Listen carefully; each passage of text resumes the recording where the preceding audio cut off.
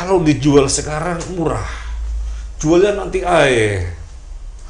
kurang lebih begitu ya, kurang lebih begitu. Jadi Syekh Utsaimin menjelaskan kurang lebihnya begitu. Jualnya nanti kalau barangnya sudah mahal, kemudian dijual, baru kita bayarkan untuk utang-utangnya mayat. Ya.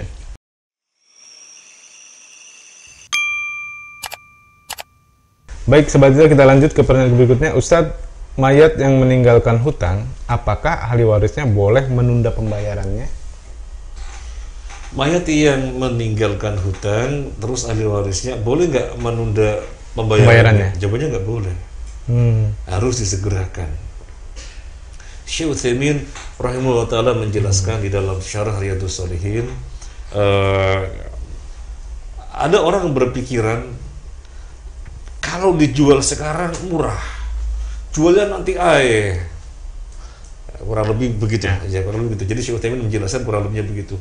Jualnya nanti kalau barangnya sudah mahal, kemudian dijual, baru kita bayarkan untuk utang-utangnya mayat. Nanti jangan sekarang. Kata Syekh Utsaimin, semacam itu tidak boleh, karena hartanya harta mayat.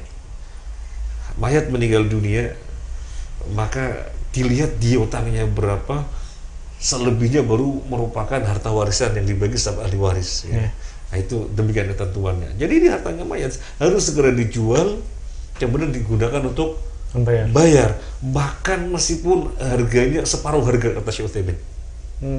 Meskipun harganya separuh harga. Umumnya rumah itu harganya 1 M. Cuma kondisi sekarang ini lagi lesu ya, perekonomian misalnya. Lagi lesu, lagi susah, nggak ada orang mau membeli, orang itu semua nahan duitnya karena memperkirakan nanti akan bagaimana lebih amannya tidak mudah-mudahnya belanja, sehingga siapa mau beli? Nggak pada mau beli. Ada yang mau beli tetapi harganya separuh harga. Kata Syekh Utsaimin, meskipun dengan separuh harga, yang jelas dapat duit untuk segera melunasi hutang. Jadi nggak boleh ditunda. Ada hadis yang berbunyi nafsul mu'minin mu'allaqun bidainihi atau kama qala an-nabi. Maknanya adalah seperti itu. Jiwa seorang mukmin itu bergantung kepada hutangnya. Artinya apa? Artinya kenikmatan barzah yang sesungguhnya didapatkan dengan segala kenyamanannya menjadi terganggu. Kan di barzah ada nikmat kubur, ada siksa kubur. Nah, dia orang baik-baik, insyaallah husnul khotimah, mendapatkan nikmat kubur, tapi gara-gara punya utang, maka bergantung dengan utangnya itu hingga dibayarkan. Ada yang menjelaskan bergantung kepada utangnya, artinya dia tidak nyaman. Padahal nikmat kubur semestinya dirasakannya dengan segala kenyamanannya, tapi menjadi tidak nyaman karena adanya hutang. Maka tidak boleh ditunda, kecuali ada kecualinya. Kecuali pihak si piutang diserahin barang yang merupakan jaminan, itu boleh. Jadi misalnya datang ke si piutang, kami belum bayar dulu ya, misalnya orang tua saya meninggal dunia kan punya utang sama sampean, kami nggak membayar utang dulu ya, tetapi ini barang sebagai jaminan ada, digadaikan, monggo sampean pegang nggak apa-apa. Belum dimiliki oleh dia, tetapi sebagai jaminan.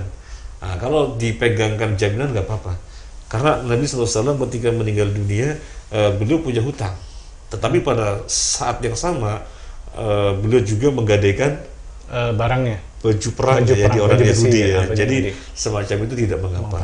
Nah, jadi kepada si piutang didatengin, mohon maaf kami nggak bisa membayar sekarang. Gimana mau membayar? Nggak ada yang mau beli. Susah sekarang. Wis ya, ini sampean pegang sertifikatnya. Misalnya tanah ya. Sampean pegang sertifikatnya. Nanti pada saat ada yang beli, ya langsung dibayarkan ketika itu. Kalau semacam itu boleh. Tapi kalau tidak demikian, menunda-nunda hutang karena apalagi alasan tadi biar harganya naik dulu, seperti itu nggak boleh. Nah, Allah alam. Kalau melalui kesepakatan boleh, Ustaz. Maksudnya gini, si yang memberi utang tuh kita kasih kesepakatan, utang sampean mohon ya ditunda dulu, ini nanti akan saya bayar kalau rumah ini laku. Ah, Itu boleh nggak Ustaz? Terus Iya. tapi yang ngasih hutang sepakat nggak apa-apa. iya. Jadi itu namanya ada yang dijaminkan.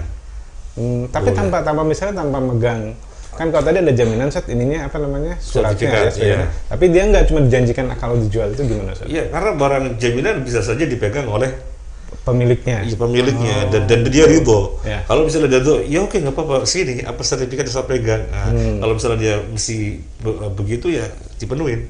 Karena kan haknya dia harus segera dibayar. Kan harus segera dibayar haknya dia. Tapi karena belum segera dibayar, dijanjikan dengan barang yang dijaminkan itu, terus dia minta sertifikat saya pegang, ya harus dipegang dia. Jadi kalau dia ridho, ya sudah sertifikat sama sampean saja. Jadi si piutang tidak megang. Dia ridho, ya sudah. Sudah. Nggak apa-apa semacam itu. Iya, baik. Jazakallah Ustaz atas jawabannya.